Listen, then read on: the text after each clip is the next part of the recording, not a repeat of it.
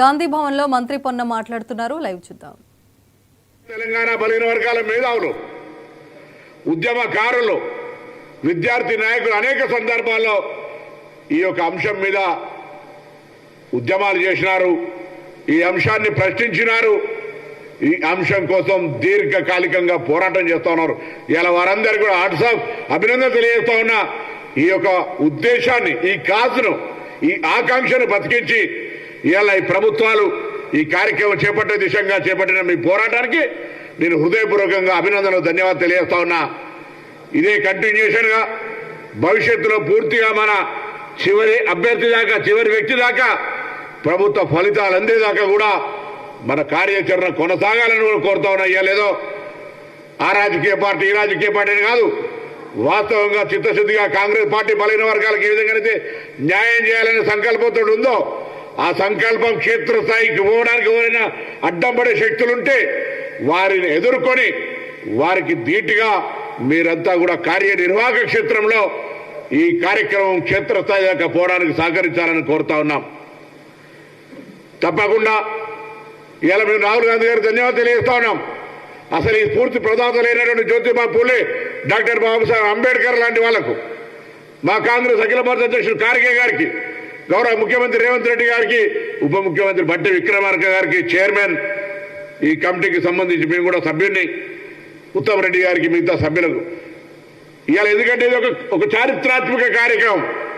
నేను చెప్పిన, నేను ఒక ఉద్యమకారుడిగా ఈరోజు ప్రభుత్వంలో సంబంధిత శాఖ మంత్రిగా చరిత్రలో నిలిచిపోయే విధంగా ఈరోజు ఈ యొక్క సమాచార సేకరణ ప్రక్రియ శాసనసభలో తీర్మానం ప్రవేశపెట్టి దాన్ని మళ్ళీ అదే శాసనసభ ముందు నిర్ణయం నుంచి నివేదిక దాకా ఈ ప్రక్రియను తీసుకుపోయే దాని లోపల భాగస్వామిని అయినందుకు చాలా సంతోషంగా కూడా ఉన్నా. నేను మా మిగతా అందరినీ కూడా పార్టీ పెద్దలను క్షేత్రస్థాయిలో రేపు శాసనసభలో కేబినెట్ అనంతరం ప్రవేశపెట్టబడుతున్నటువంటి ఈ యొక్క అంశం మీద అన్ని జిల్లాల్లో బలైన వర్గాలకు సంబంధించిన సంఘాలు, కుల సంఘాలు ఇదొక విప్లవాత్మకమైన మార్పును స్వాగతించే విధంగా అన్ని జిల్లా కేంద్రాల్లో కాంగ్రెస్ పార్టీ శ్రేణులు కానీ, బలైన వర్గాల ఉద్యమకారులు కానీ అందరూ కూడా ఈ ప్రభుత్వానికి ధన్యవాదాలు చెప్తూ కార్యక్రమాలు చేయాలని, భాగస్వాములు కావాలని ఆకాంక్షిస్తా ఉన్నా. ఇది మామూలు విషయం కాదు, ధైర్యం ఉండాలి. ఈ దేశంలో ఏకైక మునగాడుగా అవసరమైతే ఆ యొక్క లిమిటేషన్ క్యాబ్ను ఎత్తేసి జితనా ఆబాది ఉత్తర ఇస్తాదారి అని ధైర్యం కొద్ది పలుకుతున్న రాహుల్ గాంధీ గారికి అభినందనలు చెప్పాలి. అటువంటి కార్యక్రమాన్ని క్షేత్రస్థాయి దాకా తీసుకుపోయే బాధ్యతను తీసుకున్నటువంటి రాష్ట్ర ప్రభుత్వానికి, ముఖ్యమంత్రికి, మిగతా వాళ్ళందరికీ ధన్యవాదాలు చెప్పాలి. కాబట్టి దయచేసి ప్రతి ఒక్కరు కూడా ఈ అంశాన్ని అట్టిగానే ఏదో ఇలా ఒక రోజు చారిత్రాత్మక నిర్ణయం కావటాన్ని వదిలిపెట్టేది లేదు.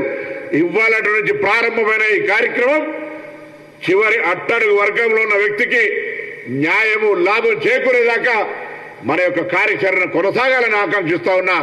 ఇలా మరొకసారి హృదయపూర్వకంగా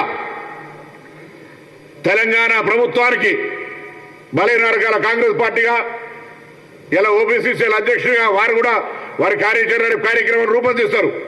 అన్ని జిల్లా శాఖలకు కూడా వారు చెప్తారు. ఈ విధంగా కార్యక్రమానికి సంబంధించి ఇది మామూలు ఆషామాషి కాదు. నిజంగా 1,00,000 మంది గ్రామాల్లోకి పోతుంటే కొంతమంది కుక్కలు వదిలిపెట్టి ఇంటికి రాకుండా ఇచ్చిపెట్టినటువంటి పరిస్థితి, కొంతమంది తలుపులు తీయకుండా కొడితే ఒక ప్రభుత్వ ఉద్యోగి సమాచార సేకరణకు వస్తే చాలా చులకనగా చూసినటువంటి పరిస్థితి.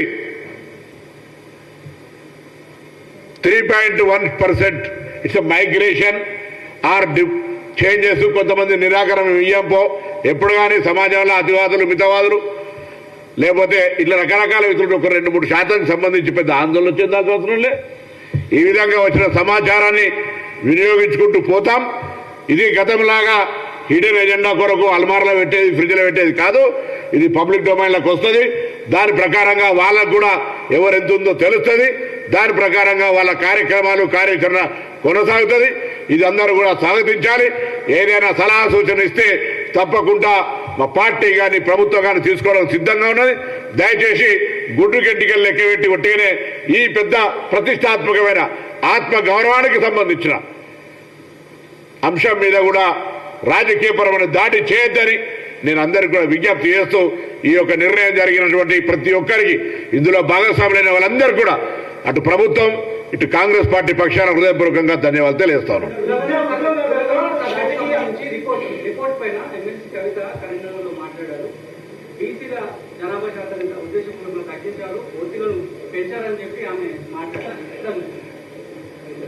ఆ కుటుంబంలో కవిత గారు ఒకరు సమాచార సేకరణ ఇచ్చినారు, మిగతా వాళ్ళు ఇవ్వలే.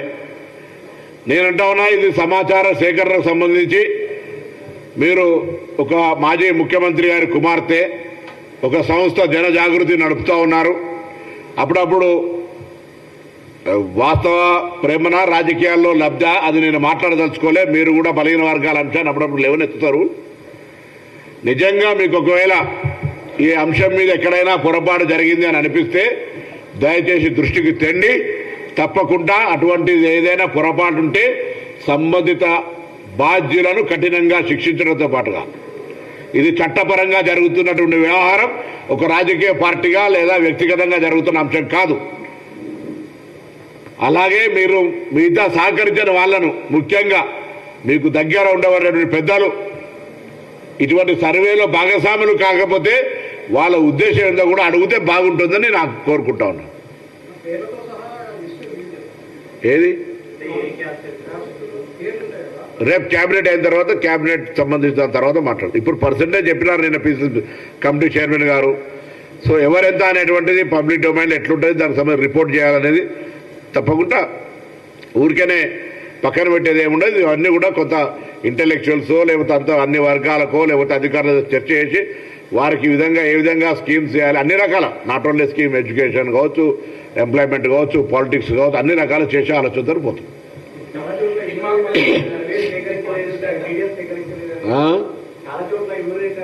నేను అదే అడుగుతున్నా కదా, నేను చెప్పిన ఇప్పటిదాకా అదే చెప్పిన. కొంతమంది ఇవ్వని వాళ్ళు ఇవ్వం పో అన్న వాళ్ళను అట్లా ఏమైనా ఉంటే దయచేసి సమయం ఇచ్చిన మళ్ళీ ఒకసారి ఒకవేళ మా ఇమ్మీడియట్ రాకపోతే మీరు ఫలానా కార్యాలయం ఏమని ఒక కాల పరిమితి నిర్ణయించినాం.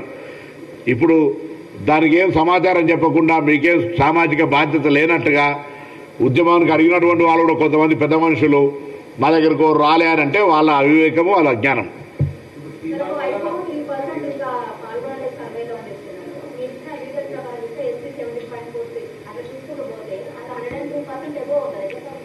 ఎట్లా టోటల్ కలుపుతానా మీరు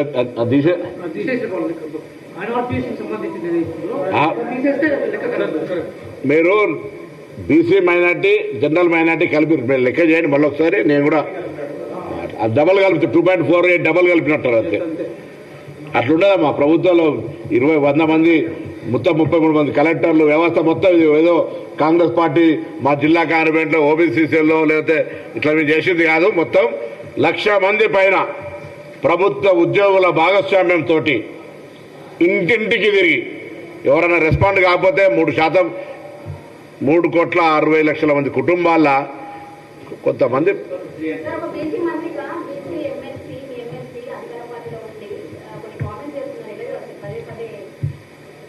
కొద్దిగా ఆయనగా పీసీసీ ప్రెసిడెంట్ గారు వస్తారు, వారు మాట్లాడతారు. నేను ఇలా బీసీకి సంబంధించిన పార్టీకి సంబంధించినటువంటి